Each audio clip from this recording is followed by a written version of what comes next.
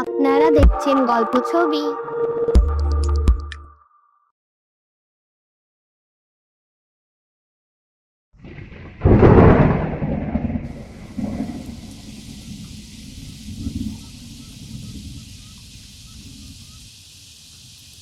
আবারও বৃষ্টি শুরু হয়ে গেল। যা মনে হচ্ছে এবার সব মাঠ ঘাট ডুবে যাবে। এরম আবার হয় নাকি মা? আর যদি সত্যিই হয়ে থাকে তাহলে কোথায় যাব? এমনিও আমাদের বাড়ি অনেক নিচু জায়গায়। তাহলে আমাদের বাড়ি আর আমরা কি ডুবে যাব মা? বাইরে এত বৃষ্টি, তোর বাবাও এখনো ফেরেনি। বাড়ি ফিরলেই তো আবার খেতে দিতে হবে। আমি যাই, এবার রান্নাটা গিয়ে বসাই। সোমা রান্নাঘরে চলে যায় আর তখনই তার স্বামী রাজীব আসে।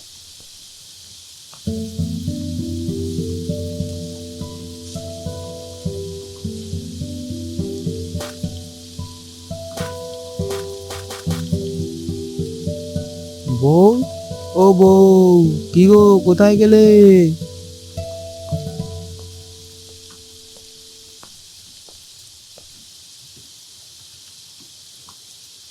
এতক্ষণে বাড়ি আসার সময় হলো? আমি তো ভাবলাম তুমি আমাদের কথা ভুলেই গেছো। মা রিমি, গামছাটা একটু দিয়ে যা তো।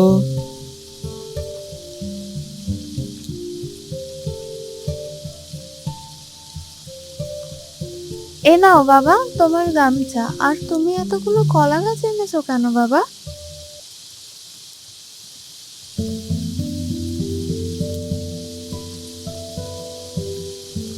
যা বৃষ্টি শুরু হয়েছে, এই কলা গাছগুলি আমাদের প্রাণ বাঁচাবে। এই সামান্য কলা গাছ আমাদের প্রাণ বাঁচাবে? এ আবার কি কথা? হা হা হা হা হা। হাসিস নি রে মা, কখন যে আমাদের কি কাজে লাগে কেউ বলতে পারে না। থাক, অনেক হয়েছে। বাড়ি ফিরতেই বাপ মেয়েতে শুরু হয়ে গেছো। তোমাকে আর জ্ঞান দিতে হবে না, এমনিতেই পুরো ভিজে গেছো। আমি যাই, গিয়ে বাকি রান্নাটা শেষ করি। সোমা আবারও রান্নাঘরে চলে যায়। এরপর বিকালের দিকে বৃষ্টি থামে। বউ, ও বউ, কি গো, কোথায় গেলে?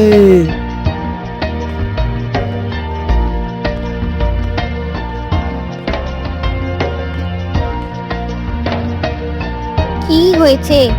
বলি, সারাক্ষণ এত ডাকাডাকি কিসের? আহ, এত রেগে যাচ্ছ কেন? বলছি একটু হাতুড়িটা দাও তো।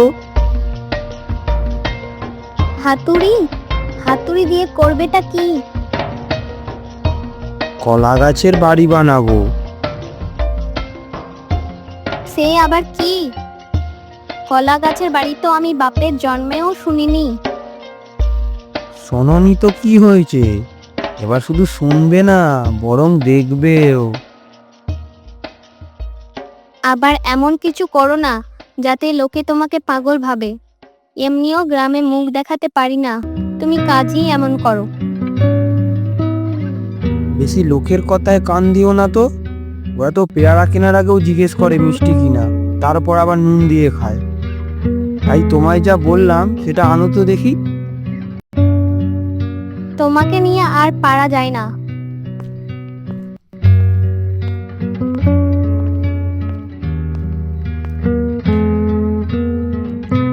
তোমাকে নিয়ে আর পারা যায় না। এই নাও তোমার হাতুড়ি, আর যা মনে চাই তাই করো। হাতুড়ি নিয়ে রাজীব কলা গাছ কাটতে ও পেটাতে লাগলো। তখনই সেখানে তার প্রতিবেশী রহিম আসে।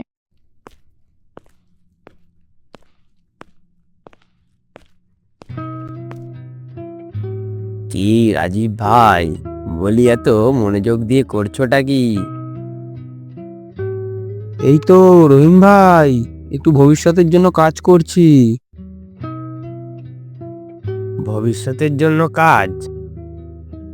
একজন জ্ঞানীর কাজই তো হলো ভবিষ্যৎ নিয়ে ভাবা, তাই না? আরে হ্যাঁ, সেটা তো একদম ঠিক কথা।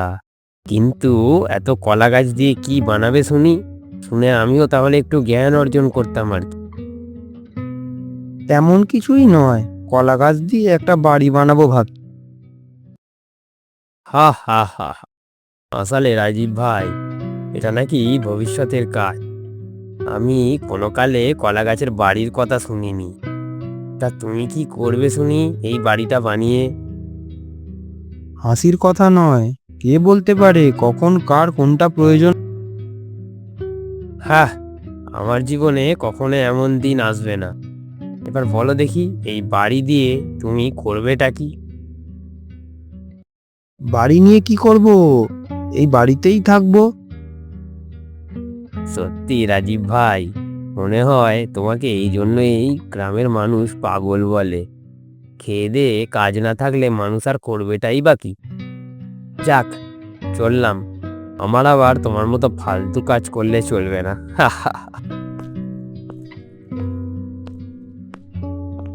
রহিম এই বলে বাড়ি চলে যায়। রাজীব সেখানেই বসে কাজ করতে থাকে। পরের দিন যখন সোমা বাইরে গেল, তখন রহিমের স্ত্রী ফতেমার সাথে তার দেখা হলো।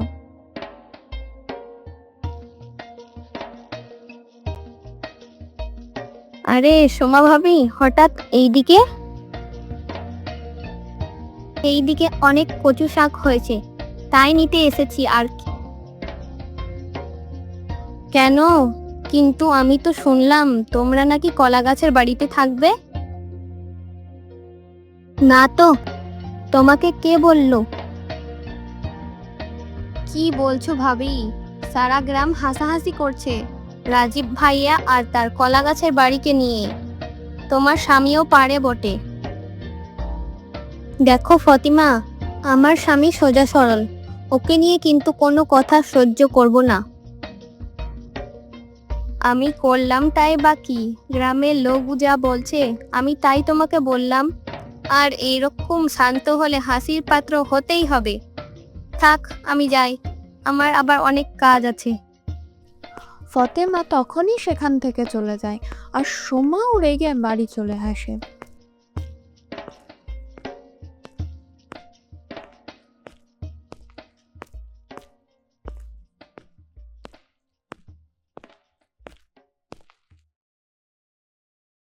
আর থাকবো না এই বাড়িতে, লোকটার পাগলামো দিন দিন বেড়েই চলেছে। কি কি হয়েছে তোমার? সকাল সকাল চেঁচিয়ে বাড়ি মাথায় করছো কেন? চেঁচামেচি করবো না তো করবোটা কি বলো তো? গ্রামের লোকেদের মতো হাসবো? আমি আবার হাসার মতো করলামটাই কি? কেন, তুমি জানো না কি করেছো? তুমি নাকি এই কলা গাছের বাড়িতে থাকবে, এই নিয়ে তো পুরো ঢিঢি পড়ে গেছে গ্রামে। দেখো, ব্যাপারটা গুরুত্বপূর্ণ। আমি যা করছি আমাদের ভালোর জন্যই করছি। তোমাকে আর আমার ভালো করতে হবে না, আমি কালই বাপের বাড়ি যাব। কি বলছো কি বউ? তুমি বুঝছো না তাই এসব বলছো। তুমি যদি বুঝতে তাহলে আর এত সব কথা বলতে না। আমি অত কিছু জানি না, তুমি এই কাজ বন্ধ না করলে আমার থেকে খারাপ কেউ হবে না। সে তুমি যাই করো, বাড়ি তো আমি বানাবই।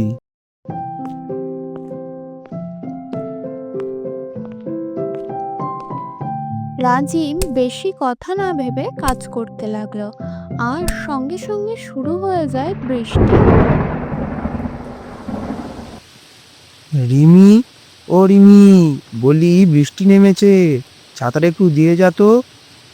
এই বাড়ি বানানোর কাজ যত তাড়াতাড়ি সারা যায় ততই ভালো।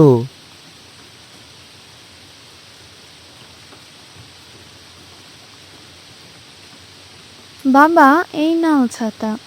আচ্ছা বাবা, এই বাড়িটি বানানোর পেছনে কারণ কি? দেখ মা, যা বৃষ্টি শুরু হয়েছে তাতে এবছর বন্যা হবেই। আর আমাদের বাড়িও নিচু জায়গায়, তাই বন্যায় গ্রামের সাথে আমাদের বাড়িও ভেসে যাবে। কি বলো বাবা? তাই জন্যই কলা গাছের বাড়ি বানাচ্ছি। আগে যখন বন্যা হতো আমরা কলা গাছের ভেলা করেই ঘুরে বেড়াতাম। কিন্তু এটা তো কোনো ভেলা নয়, এটা তো আস্ত একটা কলা গাছের বাড়ি। দেখ মা, যুগ বদলাচ্ছে, আর কি ভেলাতে হয়। আর যা বৃষ্টি হচ্ছে, আমাদের সুরক্ষিত থাকতে হবে, তাই এই বাড়িটা বানানো অনেক জরুরি মা। রাজীব আবার নিজের কাজ করতে থাকে। বৃষ্টির মাত্রা বাড়তেই থাকে। বেশ কিছুদিন প্রবল বৃষ্টিতে পুরো গ্রাম ভেসে যায়।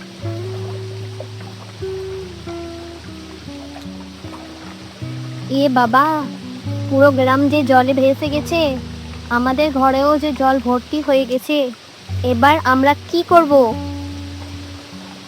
তুমি চিন্তা করো না, আমার বানানো কলা গাছের বাড়ি তো আছে।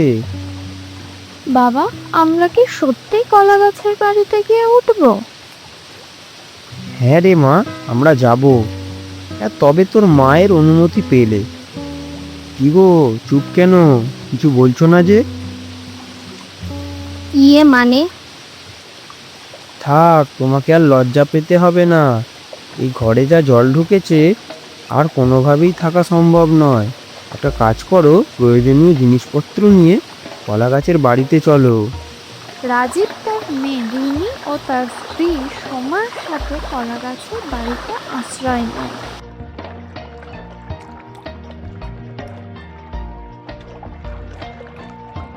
বন্যার জলে তো আমাদের বাসা ভরে উঠেছে।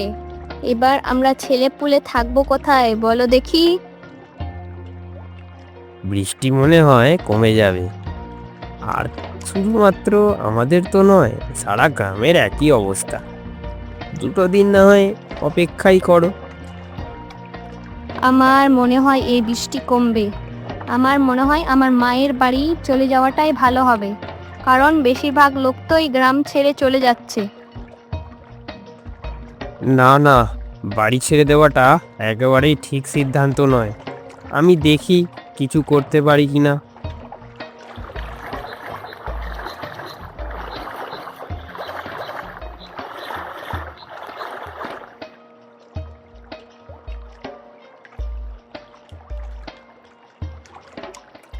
আরে, এটা আবার কি? দেখে তো মনে হচ্ছে এটা একটা কলা গাছের বাড়ি। এটা আবার রাজীব ভাইয়ের কলা গাছের বাড়ি নয় তো?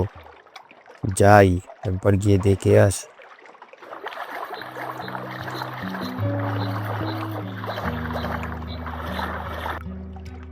রাজীব ভাই, আরে ও রাজীব ভাই। এ, কে ডাকে? আরে রহিম ভাই, এসো এসো, ভেতরে আসো। মানে কি বলবো আর। আহ, আবার আমতা আমতা কিসে? এতদিন তো শুধু কলা গাছের বাড়ির কথা শুনেই এলে। ভিতরে এসো, না হয় একবার দেখে যাও।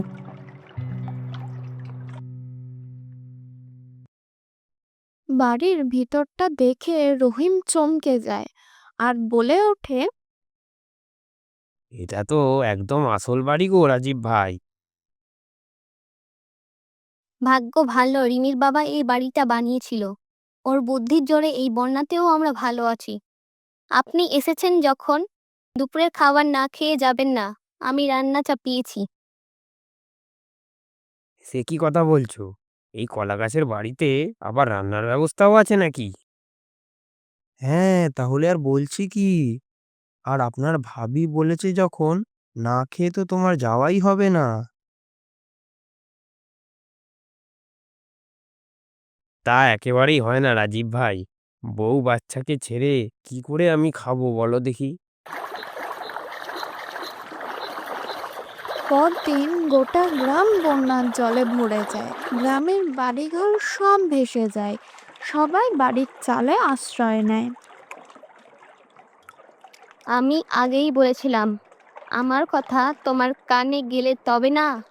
এখন আমাকে ছোট ছেলেকে নিয়ে বাড়ির চালে আশ্রয় নিতে হবে। মা, আমার বড্ড ভয় করছে। খালি মনে হচ্ছে মাটিতে পড়ে যাব। মানে? ভয় পাই না বাবা, ভগবান আছে, তিনি নিশ্চয় কিছু একটা করবেন। আর তুমি বা চুপ কেন? এবার উপরওয়ালার কাছে দোয়া করা ছাড়া আমার কাছে আর কোনো উপায় নেই। কলা গাছের বাড়ি যখন ভাসতে ভাসতে আসে, রাজীব দেখতে পায় রহিম ও তার স্ত্রী তাদের বাচ্চাটাকে নিয়ে বাড়ির চালে বসে আছে। রহিম ভাই, আরে ও রহিম ভাই, বলি তোমরা উপরে কি করছো? সবাইকে নিয়ে তাড়াতাড়ি এদিকে এসো। দেখেছো, উপরওয়ালা আমাদের কথা শুনেছে, তাই তো রাজীব ভাই এসেছে। এবার আমরা নিশ্চয়ই বেঁচে যাব। আর কিন্তু কিন্তু করো না, তাড়াতাড়ি চলো।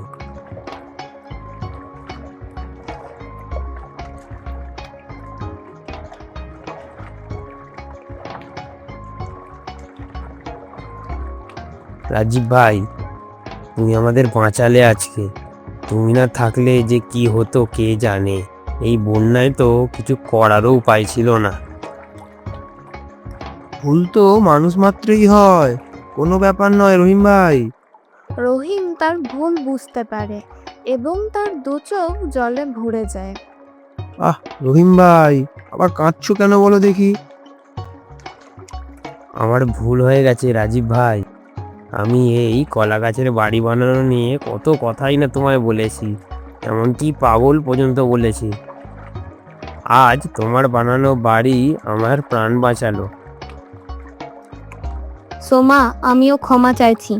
আমি পুরোটা না জেনেই তোমাকে অনেক কথা শুনিয়েছি। আমি তোমাদের কোনো কথাই কিছু মনে করিনি। আর একজন জ্ঞানীর কাজই হলো ভবিষ্যৎ নিয়ে চিন্তা করা। আর আমি যা করেছি সব কিছু জেনেই করেছি। আমার স্বামীকে সবাই পাগল বলে, কিন্তু আজ আমি উনার উপর গর্ববোধ করি।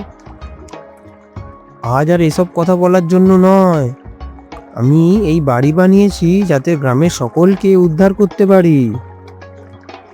সত্যি রাজীব ভাই, তুমি খুবই ভালো মানুষ। তোমরা সবাই প্রস্তুত হও, গ্রামের সকলকে উদ্ধার করে এই বাড়িতে ঠাঁই দিতে হবে। কি রহিম ভাই, পারবে তো? নিশ্চয়ই পারবো। তোমার এই মহৎ উদ্দেশ্য নিশ্চয়ই সফল হবে। রহিম রাজীবকে জড়িয়ে ধরে আর দুজনে গ্রামের সকলকে উদ্ধার করতে শুরু করে। এই গল্প থেকে আমরা শিখলাম যে কখনো পুরোটা না জেনে কাউকে বাজে কথা বলা উচিত নয়, কারণ কখন কাকে প্রয়োজন হবে তা কেউ বলতে পারে না। তাই সবার সাথে ভালো ব্যবহার করাই বুদ্ধিমানের কাজ।